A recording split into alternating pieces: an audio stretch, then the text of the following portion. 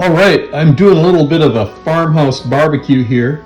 What I have is 3 racks of baby back ribs, and I've slathered them up with ballpark mustard, which is going to allow for kind of a glue for the rub to stick. On the inside, we can check for the membrane. We notice that in this case, the butcher has removed the membrane, taking one step away from the process of preparation. If you do have a membrane, you can remove it by simply worming a fork underneath it and then peeling it away with a paper towel. A lot of people will remove extra material from the ribs. I prefer to cook the whole thing. But what we notice here is that as these are coming up to temp, that mustard is sort of starting to form kind of a glue-like consistency. And so what I'm going to do is use a rub.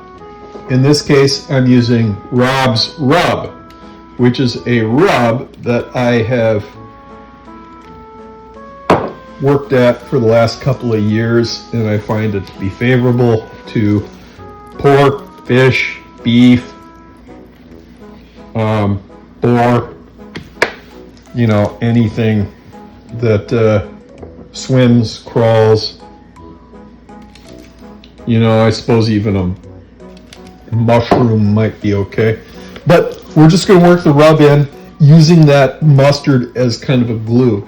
And so we're going to let these sit and come up to temperature, and then we're going to throw them on a barbecue grill, in this case a gas grill with some wood chips. And I'm going to go out to the shop and try to find wood chips appropriate to pork barbecue, in this case probably white oak, and maybe even some apple wood that I might have. So now to collect the chips, a lot of guys would just go to the hardware store and get a bag of chips just for their smoking purposes, but we're Farmhouse BBQ. And so I decided that I would make my own chips out of things we call wood. And in order to collect the chips, you need a place to collect them. And so I figured the bucket of this skid steer would be a good place to do that. So I first started by, chopping away using this really dull machete. And I get chips, but it's kind of slow and arduous in its process. And so I thought to myself, why not grab a Sawzall?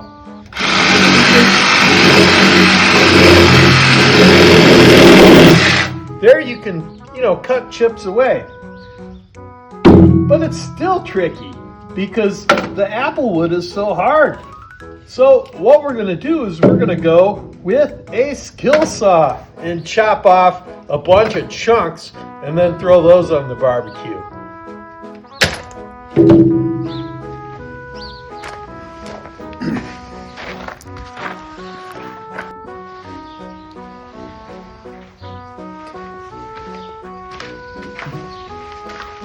Due to the arduous nature of using the skid loader, a very dull machete, as well as a Sawzall, I determined that the best way to make wood into smaller wood is using a hatchet.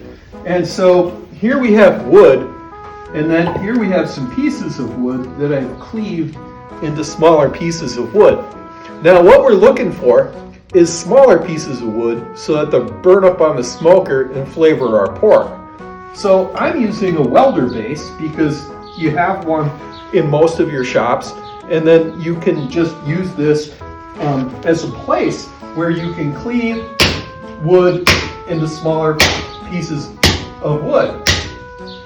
And those smaller pieces of wood can be collected applied to a dainty bowl and then soaked so that they absorb water and then will produce smoke on your smoker.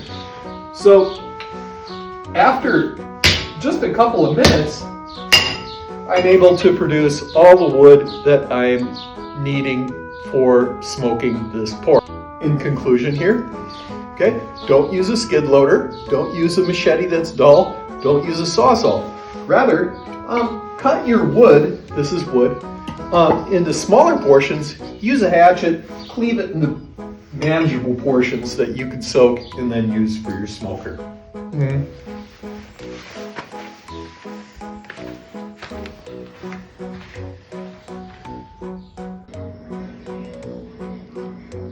Okay, so your next step when doing the Farmhouse BBQ is that we have our dainty bowl here, and we're going to take our wood chips out and place them into a foil package, and we're just going to make a little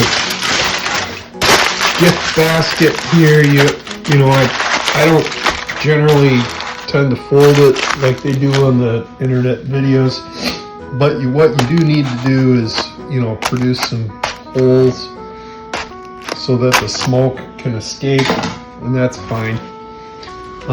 So we're going to take I'm going to take the package out and place it on the gas grill, which we're going to mimic as kind of a smoker here. We can see that we have another one there, and then we're going to do some indirect grilling. So I'm going to place my ribs on this side and then use this side for the heat, and that will produce the indirect grill. So we're going to let this heat up for about 45 minutes until we achieve a temperature of about 350 degrees. This is an expert grill, which is good to know because I am not an expert, so therefore the grill will do most of the work for me. This is an expert grill, so we can be assured that we are all experts here using this grill. So we have our applewood, which is smoking lovely, and then we have our ribs, and we're going to be rotating these about every half hour. And so we're going to leave the top down, and then we're going to expertly grill all of this, and then take a look over here where we have evidence of feral cats, and then it looks like Mr. Skunk had an accident of some kind, but yeah, we're not calling anyone on that. So we're looking at a total time of about 3 hours of cooking and maybe an hour in the oven to finish.